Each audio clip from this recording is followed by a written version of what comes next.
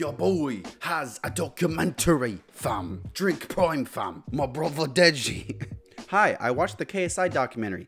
I'm not that big of a KSI fan, if I'm being honest, but my brother's a big fan, so I got roped into it, and now I'm gonna review it because views. Let's talk about what I think the documentary does really well from the start, and I think it's just a very well-made documentary. I'm not a huge documentarian, that's not the word, documentarian consumer, but you can tell that the people who are following him around with the cameras and all this stuff, they put in a lot of effort. And the same thing with KSI, making himself available to these people. It's shot well. There are some legit, like very high quality cinematic shots here. I never thought I'd be watching a documentary about a YouTuber and I'd stop and just be like, that shot's incredible. As far as the actual content goes, it's not really about one thing in particular.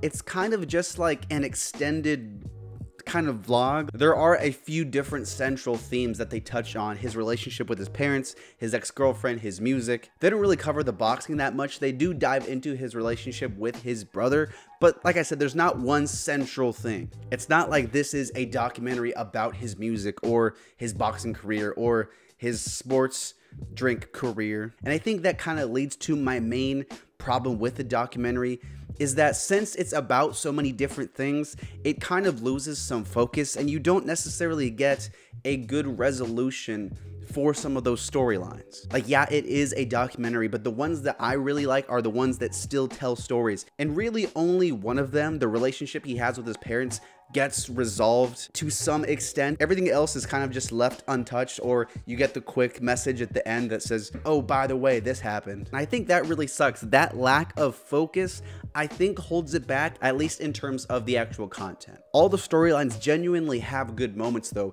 and I'd be lying if watching the documentary didn't change my perspective on the guy at least a little bit. It's an insane life, and by seeing him live all these crazy things and do all these, oh, like, I'm gonna fight my brother now, fam. He doesn't fight his brother, but like, you get it. He does a lot of crazy stuff. You understand him better, and I think those looks into his actual personality and not the things he's doing, I think those are some of the best parts in the whole documentary. Him getting personal about his ex-girlfriend, him getting personal about his brother.